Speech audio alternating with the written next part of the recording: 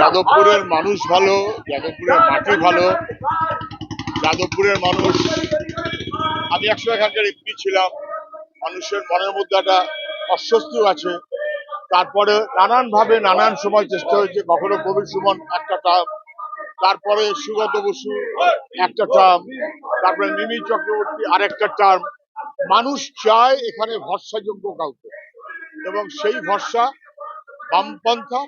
এবং আমার কোনো সন্দেহ নেই যে সৃজনের মতন কম বয়সের ভালো ছেলে মানুষের সঙ্গে থাকবে, মানুষের প্রয়োজনে থাকবে। আমি শুভেচ্ছা জানাচ্ছি এখানকার মানুষকে, সবাইকেই ভরসা রাখুন, সৃজনের পাশে থাকুন।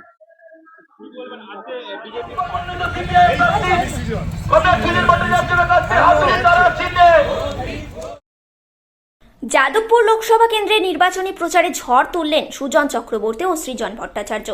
যাদবপুর কেন্দ্রের প্রার্থী সৃজন ভট্টাচার্যের হয়ে প্রচারে নামলেন যাদবপুরের প্রাক্তন সাংসদ সুজন চক্রবর্তী।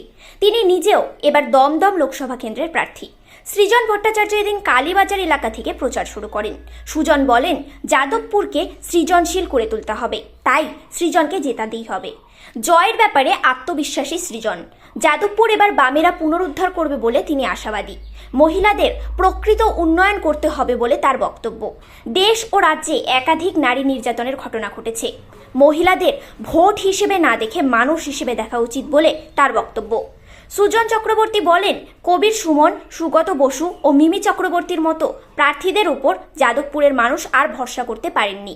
মানুষের প্রয়োজনে পাশে থাকবে এই রকম প্রার্থীর প্রয়োজন, তাই মানুষ বামেদের উপর ভরসা রাখছে বলে জানান তিনি।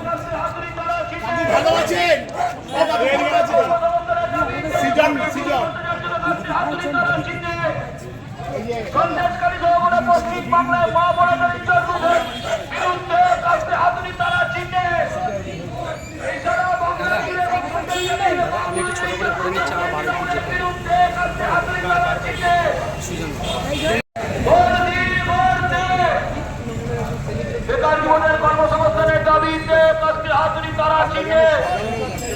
রাজ্য জুড়ে ক্রমাগত বেড়ে চলা বেকারত্বের বিরুদ্ধে তারা চিনে রাজ্য জুড়ে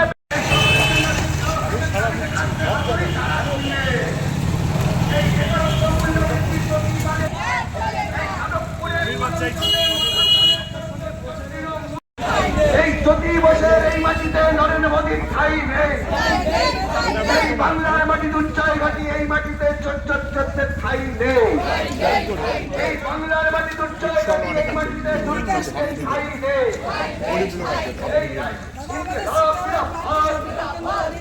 এই মূল্যবৃদ্ধি বেকারত্বের সরকার, এই মূল্যবৃদ্ধি বেকারত্বের সরকার, এই রাজ্যের মোদী মমতা সেটিং এর বিরুদ্ধে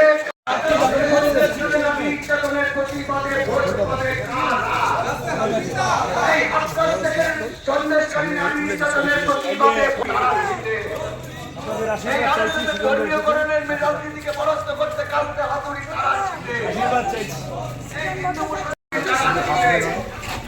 এই মন্দির মসজিদের বিরোধীর কথাটা সংসদে তুলে ধরতে কাউকে হাতুড়ি তারা চিনে। এই বিভাজনের রাজনীতি নয়, আমার আপনার প্রত্যেক দিনের জীবন যন্ত্রণার লড়াইকে আমাদের সিপিআইএম প্রার্থী সুজন ভট্টাচার্য।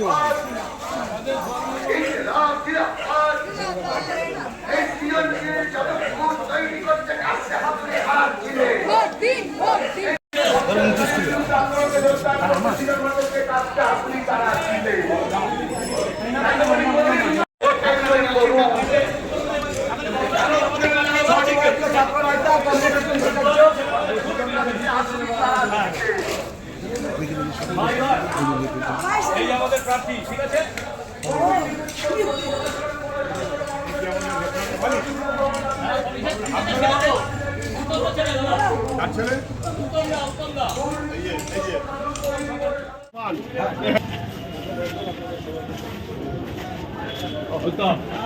আমাদের প্রার্থী কোনো কথা হবে না কিন্তু সৃজন ভট্টাচার্য।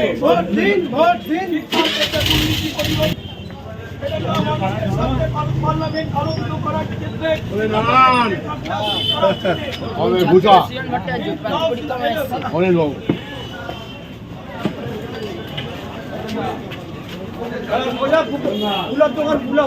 সিপিআইএম প্রার্থী তরুণ ছাত্র নেতা কমরেড সৃজন ভট্টাচার্য আপনাদের কাছে আশীর্বাদ।